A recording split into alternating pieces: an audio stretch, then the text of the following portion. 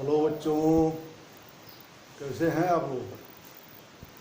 मुझे विश्वास है कि आप लोग ठीक ठाक होंगे और बच्चों की स्वभावतः इम्यूनिटी सिस्टम बहुत बेहतर होता है, तो इस कोविड-19 का बहुत असर आपके ऊपर नहीं पड़ेगा। इस तनावमय वातावरण से भी आप अपने स्वभाव के अनुसार हंसते खेलते निकल जाएंगे। और अभी तो फ़िलहाल हम लोगों का यह वर्चुअल क्लासेज ही चलेगा। देखिए, आज लॉकडाउन की कोई अगली गाइडलाइन आने वाली होगी, उसमें क्या निर्देश आता है, उस निर्देश के हिसाब से कॉलेज खुलेंगे कि नहीं खुलेंगे, ऐसा निर्णय सरकार के द्वारा या प्रशासन के द्वारा किया जाएगा। फ़िलहाल हम लोग अपने नए चैप्टर पर आए। आज आप लोगों को नागरिक शास्त्र भाग को में एक नया चैप्टर हम प्रारंभ करेंगे। चैप्टर का नाम है संघीय व्यवस्थापिका। चैप्टर का नाम है संघीय व्यवस्थापिका डैश देकर के संसद। चैप्टर का आपके नाम है संघीय व्यवस्थापिका संसद। संसदीय शासन प्रणाली की स्थापना आपके यहाँ संविधान निर्माताओं के द्वारा की गई है। और आपको मालूम ही होगा कि सरकार के 3 अंग होते हैं, कार्यपालिका, व्यवस्थापिका और न्यायपालिका। तो सरकार के ही अंग के अंतर्गत, व्यवस्थापिका के ही अंतर्गत संसद आती है। संसद को ही हम व्यवस्थापिका कह सकते हैं। संसद का मुख्य काम जनता के लिए, देश के लिए जो आवश्यक है उस आवश्यक कानूनों का निर्माण करना होता है। तो भारतीय संसद तीन स्टेप से मिल करके बनती है।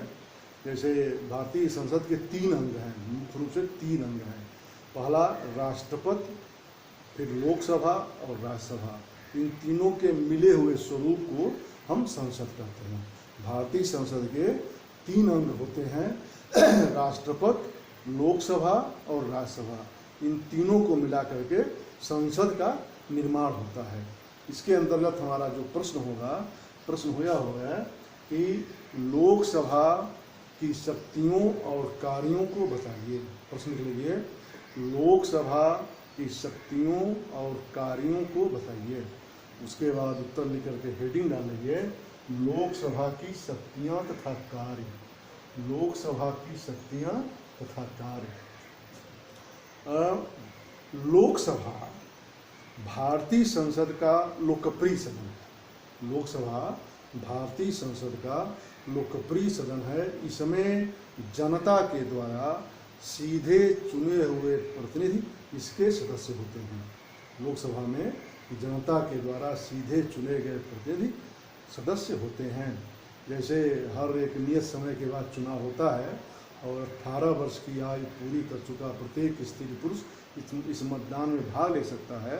उनके द्वारा चुने गए लोगों के द्वारा लोकसभा की सदस्य संख्या लोकसभा बनती है। और भारतीय संविधान जनता का प्रतिनिधि होने के नाते, क्योंकि लोकसभा में जनता के द्वारा सीधे चुने गए प्रतिनिधि सदस्य होते हैं, इसलिए जनता के द्वारा सीधे चुने जाने के कारण, जनता की निर्वाचित प्रतिनिधि संस्था होने के कारण भारतीय संविधान लोकसभा को बहुत ही अधिक शक्तियां प्रदान करता है।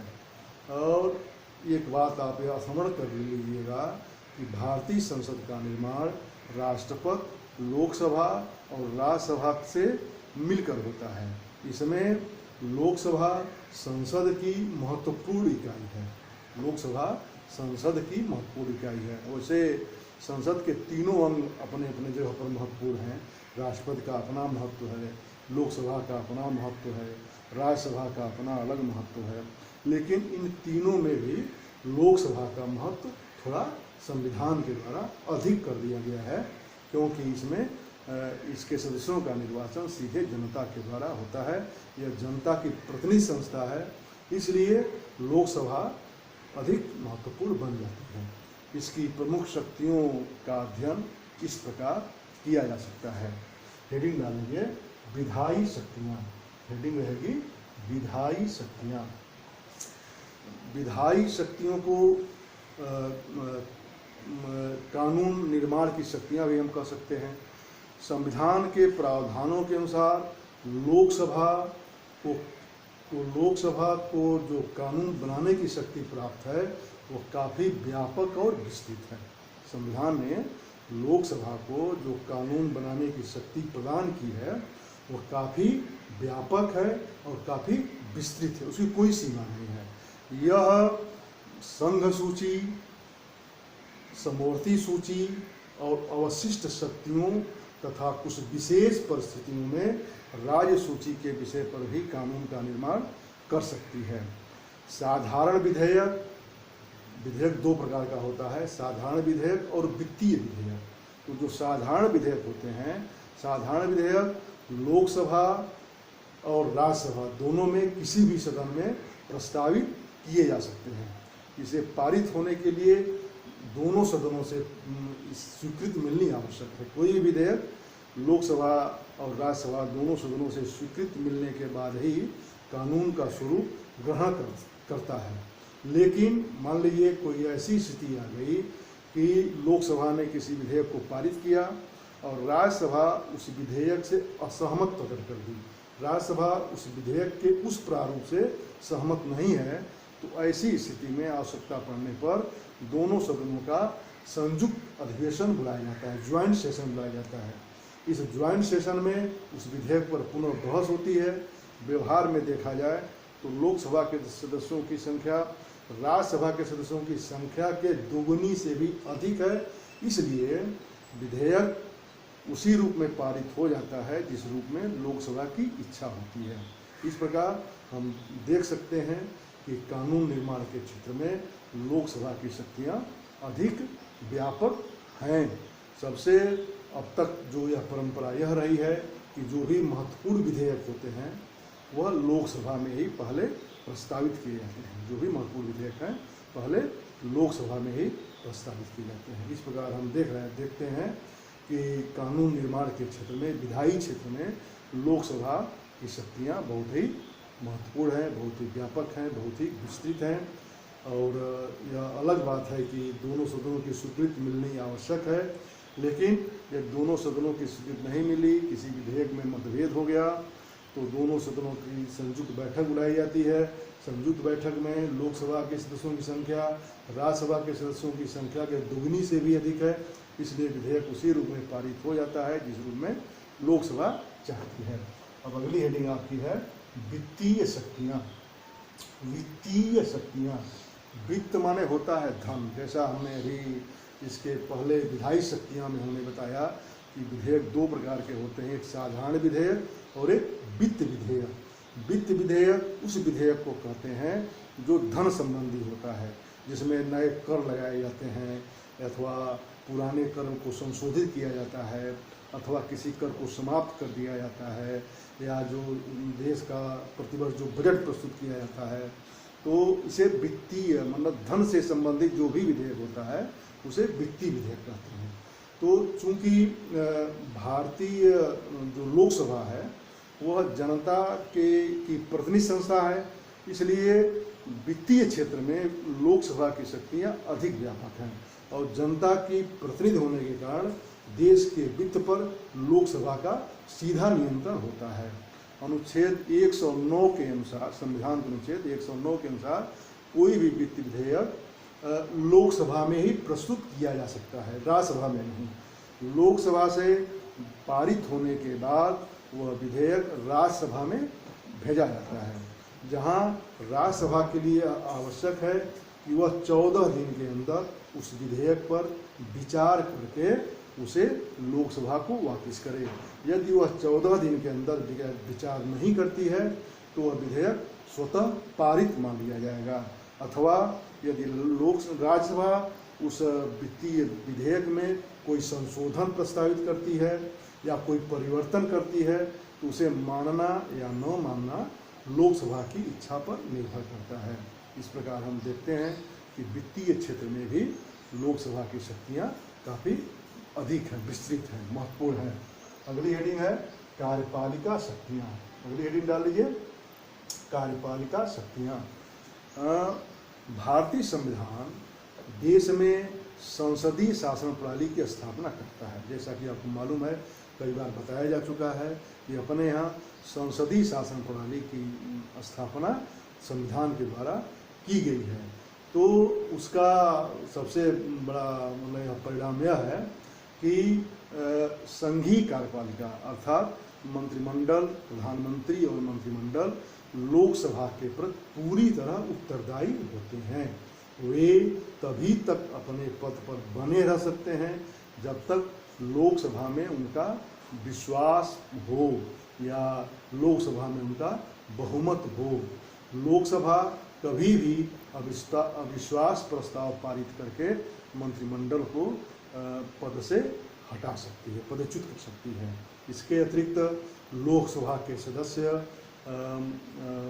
कार्यपालिका के सदस्यों का मतलब मंत्रिमंडल के सदस्यों से कई प्रकार के प्रश्न पूछकर, पूरक प्रश्न पूछ करके अथवा कटौती प्रस्ताव ला करके, निंदा प्रस्ताव के द्वारा, काम रोको प्रस्ताव के द्वारा उस पर नियंत्रण रखते हैं। इस प्रकार हम देखते हैं कि कार्यपालिका के क्षेत्र में भी लोकसभा की शक्तियाँ काफ़ी महत्वपूर्ण हैं, विस्तृत हैं और कई प्रकार से मंत्रिमंडल पर नियंत्रण रख सकता है। वह किसी भी लोक महत्व के विषय पर प्रश्न पूछ सकता है, किसी भी बजट में कटौती का प्रस्ताव ला सकता है, किसी भी मंत्री के खिलाफ निंदा प्रस्ताव ला सकता है, काम रोको प्रस्ताव ला सकता है।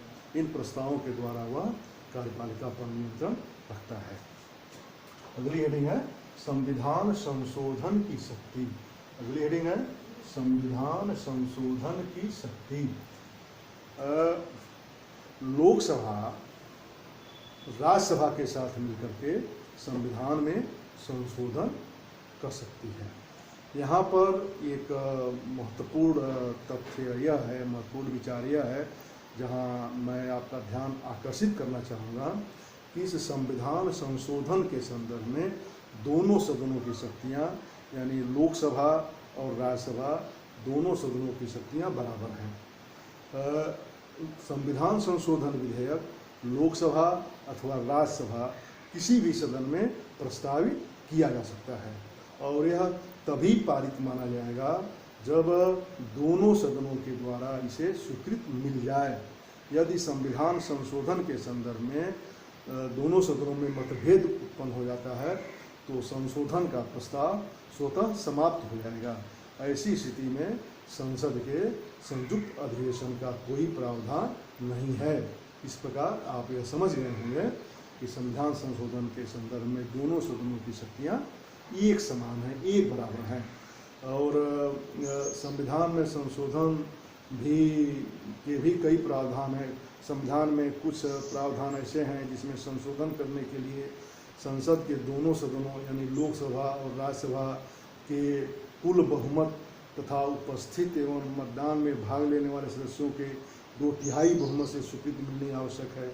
कुछ प्रावधान ऐसे हैं जिसमें संसद केवल साधारण बहुमत से संशोधन कर सकती है और कुछ प्रावधान ऐसे हैं जिसमें संसद के दोनों सदनों के उपस्थित और मतदान में भाग लेने वाले सदस्यों के 2/3 बहुमत के साथ साथ आधे से अधिक राज्यों की विधानसभाओं के बहुमत के द्वारा भी स्वीकृति मिलनी आवश्यक है। 3 प्रकार से संशोधन भारतीय संविधान में किया जा सकता है। इस प्रकार हम देखते हैं कि संविधान संशोधन के संदर्भ में दोनों सदनों की शक्तियाँ एक बराबर हैं। अगली हेडिंग डाल लीजिए निर्वाचक मंडल के रूप में कार्य। अगली हेडिंग है निर्वाचक मंडल के रूप में कार्य। एक बहुत ही महत्वपूर्ण बात यह है कि भारतीय जो लोकसभा है यह निर्वाचक मंडल के रूप में भी कार्य करती है। संविधान के अनुच्छेद 54 के अनुसार लोकसभा के सदस्य राज्यसभा के सदस्यों तथा राज्य विधानसभाओं के सदस्यों के साथ मिलकर के राष्ट्रपति का निर्वाचन करते हैं। राष्ट्रपति के निर्वाचन में लोकसभा के सदस्य, राज्यसभा के सदस्य तथा भारत राज्य की सभी विधानसभाओं के निर्वाचित सदस्य मिलकर के अपने राष्ट्रपति के निर्वाचन में भाग लेते हैं। इसके अलावा लोकसभा राज्यसभा के साथ मिलकर के उपराष्ट्रपति का निर्वाचन करती है। इसके अतिरिक्त लोकसभा अपने अध्यक्ष तथा उपाध्यक्ष का भी निर्वाचन करती है। इस तरह वह एक निर्वाचक मंडल के रूप में भी कार्य करती है। अगली हेडिंग है अन्य कार्य। अगली हेडिंग डाल लीजिए अन्य कार्य। नंबर 1 लिख लीजिए, लोकसभा राज्यसभा के साथ मिलकर के राष्ट्रपति के ऊपर महाभियोग लगा सकती है। यदि इसे संसद को यह महसूस होता है कि राष्ट्रपति का जो आचरण है वो संविधान की भावनाओं के विपरीत है, तो वह उनके खिलाफ महाभियोग प्रस्ताव ला सकती है। महाभियोग प्रस्ताव पारित हो जाने के बाद राष्ट्रपति को अपने पद से हट जाना पड़ेगा। अब तक भारतीय संविधान के संवैधानिक इतिहास में किसी भी राष्ट्रपति के खिलाफ महाभियोग प्रस्ताव लाया नहीं गया है। और नंबर 2 लिख लीजिए, यदि राज्यसभा उपराष्ट्रपति के को हटाने के लिए अपने 2/3 बहुमत से प्रस्ताव पारित कर देती है और लोकसभा उसका अनुमोदन कर देती है, तो उपराष्ट्रपति को भी अपने पद से हटना पड़ेगा। और इसी प्रकार अन्य कार्यों में तीसरा कार्य है, नंबर 3 डाल लीजिए, लोकसभा राज्यसभा के साथ मिलकर के सर्वोच्च न्यायालय के न्यायाधीशों तथा राज्यों के उच्च न्यायालयों के न्यायाधीशों के खिलाफ महाभियोग प्रस्ताव ला सकती है। यदि उसे यह महसूस होता है कि न्यायाधीशों की जो कार्यप्रणाली है वह उनके पद की गरिमा के अनुरूप नहीं है और उनके पद की गरिमा से मेल नहीं खाती है, तो वह किसी भी सर्वोच्च न्यायालय के किसी भी न्यायाधीश या राज्यों के उच्च न्यायालयों के किसी भी न्यायाधीश के खिलाफ महाभियोग प्रस्ताव ला सकती है और महाभियोग प्रस्ताव पारित हो जाने के बाद उससे संबंधित व्यक्ति को पद से हट जाना पड़ेगा। अब अगली हेडिंग डाल लीजिए, निष्कर्ष। निष्कर्ष निष्कर्ष निष्कर्ष रूप में बच्चों यह कहा जा सकता है कि यदि संसद देश की सर्वोच्च विधायी निकाय है, यदि संसद आपकी संसद देश की सर्वोच्च विधायी निकाय है, तो लोकसभा संसद का सर्वोच्च अंग है। जनता का प्रतिनिधि होने के कारण यह शक्तिशाली है, प्रभावशाली है तथा प्रभावशाली तरीके से अपने दायित्वों का निर्वहन करती है। यह जनता की आकांक्षाओं का केंद्र होती है। जनता यह अपेक्षा करती है कि हमारे सांसद विभिन्न समस्याओं को, जो राष्ट्रीय अंतर्राष्ट्रीय स्तर जो भी समस्याएं हैं उनको हल करने का प्रयत्न करेंगे। इसी के साथ ही बच्चों आपका यह कोर्स समाप्त हो गया। मुझे उम्मीद है कि आप इस चैनल को सब्सक्राइब कर दिए होंगे। जब नहीं किए हों तो आपसे आग्रह है कि इसे सब्सक्राइब कर दीजिए, लाइक का आइकन बटन दबा दीजिए तथा इसे सेव कर लीजिए। सेव कर लेंगे तो उसका फ़ायदा यह होगा कि आप इसको ऑफलाइन कभी भी देख सकते हैं। ठीक है, बहुत बहुत धन्यवाद।